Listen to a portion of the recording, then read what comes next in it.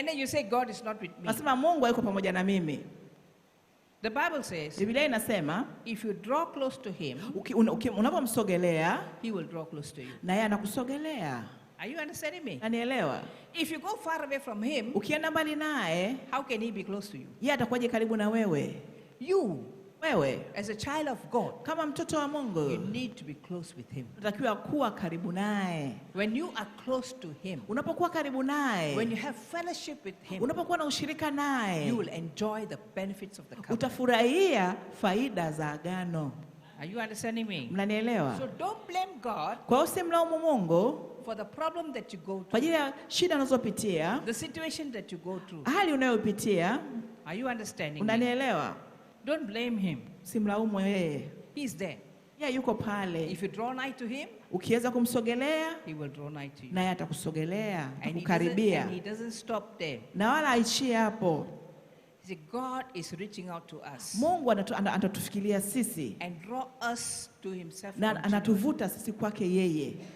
Now through the ongoing work of the Holy Spirit, kwa sababu ile kazi inayoendelea Roho Mtakatifu, through the ongoing work of the Holy Spirit, kwa ajili ya ile kazi inayoendelea Roho Mtakatifu, work of the Holy Spirit. Unatakiwa, no, I'm saying through the ongoing work of the Holy Spirit, kwa ajili ya ile kazi inayoendelea Roho Mtakatifu, God longs to be in fellowship with us daily. Mungu anatamani sana kuwa na uhusiano, kuwa na ushirika na sisi kila siku. To be communing with us continually. Kuendelea kushirikiana na sisi kila siku. To be leading and guiding all into all truth. Kutuongoza na kutuelekeza katika kweli yote. To be showering us with his blessings. Kuweza kutumiminia baraka zake. And that all whatever he has is rightfully ours. Na chote alichokuwa nacho kwa haki ni cha kwetu. Because of our covenant partnership with him. Kwa ajili ya ule ushirika wa agano naye. Read John 16:13. Yohana 16:13. Yohana 16:13. Anasema, however when he, John 16:13 says, however when he, the Spirit of truth, has come, he will guide you into all truth. For he will not speak on his own authority, but whatever he hears he will speak, and he will tell you things to come. Yohana 16:13. Lakini yeye atakapokuja, huyo Roho wa kweli, atawaongoza watie kwenye kweli yote. Kwa maana atanena kwa shauri lake mwenyewe.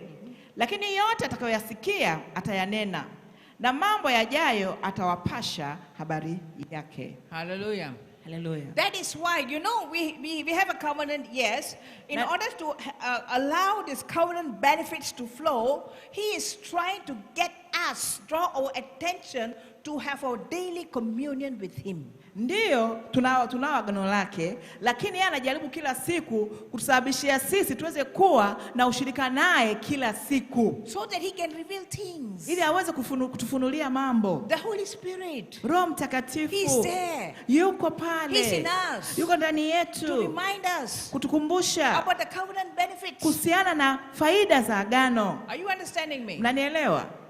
We don't use the Holy Spirit. Hatumtumii Roho Mtakatifu. We use our heads. Tunatumia vichwa vyetu wenyewe. That's why we fight. Na ndio maana tunapigana. That's why we can't solve problems. Na ndio maana hatuwezi kutatua shida. In our homes, katika nyumba zetu, in our offices, katika ofisi zetu, in our churches, katika makanisa yetu. All small petty issues. Hivi tu vidogo sana will become too big. Vinafanyika vinakuwa vikubwa. Because we don't depend on the Holy Spirit. Kwa sababu tumtegemei Roho Mtakatifu. He said he is a spirit of truth. Amesema yeye ni Roho wa kweli. He will guide you to all truth. Atatuongoza katika kweli yote. Even people speak lies. Hata watu wakizungumza uongo. If you have the Holy Spirit. Kama unapokuwa na Roho Mtakatifu. He will guide you to all truth. Atakuongoza katika kweli yote. Let them speak whatever lie they want. Acha waongee uongo wote wanaotaka. But you have the Holy Spirit inside. Lakini unaye Roho Mtakatifu ndani yako. He will guide you. Atakuongoza with all truth. Katika kweli yote. Hallelujah. Hallelujah. He will not speak on his own authority. Ataongea kwa mamlaka yake mwenyewe. mwenyewe. But whatever he hears Chochote kile anachokisikia from God, kutoka kwa he Mungu will speak to you. atazungumza na wewe. Hallelujah. Haleluya.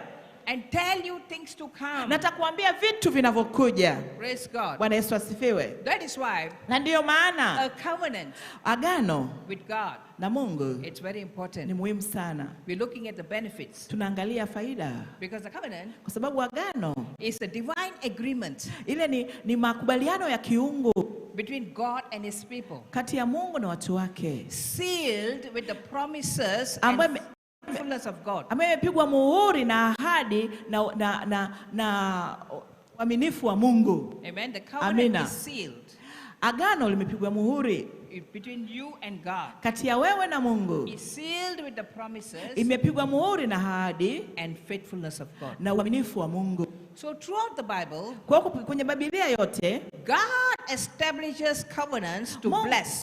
Mungu amejenga agano kwa ajili ya kubariki.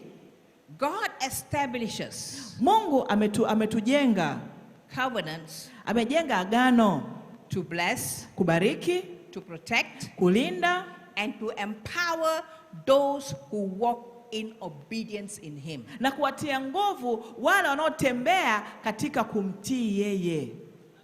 So you need to walk in obedience. Kwa hiyo unatakiwa kutembea katika utii. So understanding the benefits of the covenant Kwa hiyo elewa faida za agano, will strengthen our faith itatia nguvu imani yetu and encourage us na kututia moyo to live in alignment to God's will. kuweza kutembea sawasawa na mapenzi ya Mungu. Praise God. Amina.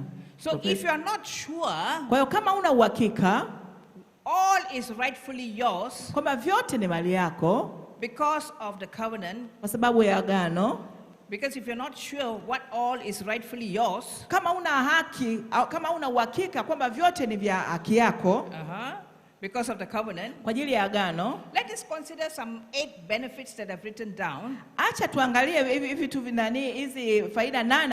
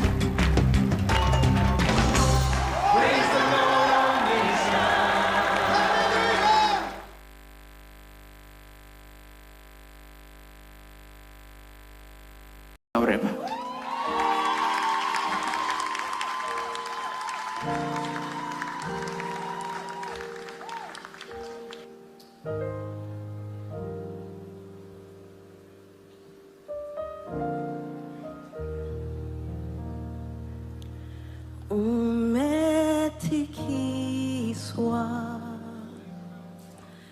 na ulimwengu, japokuwa watabasamu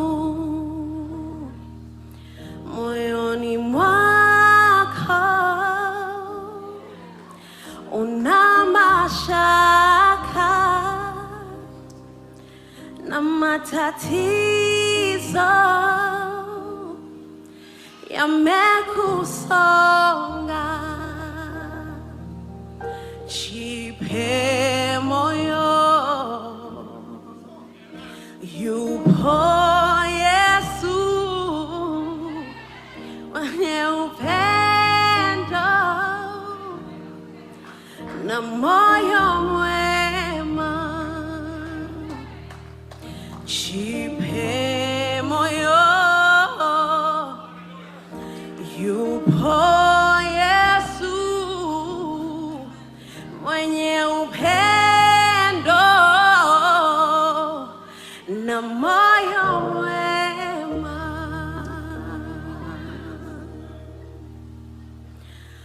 waso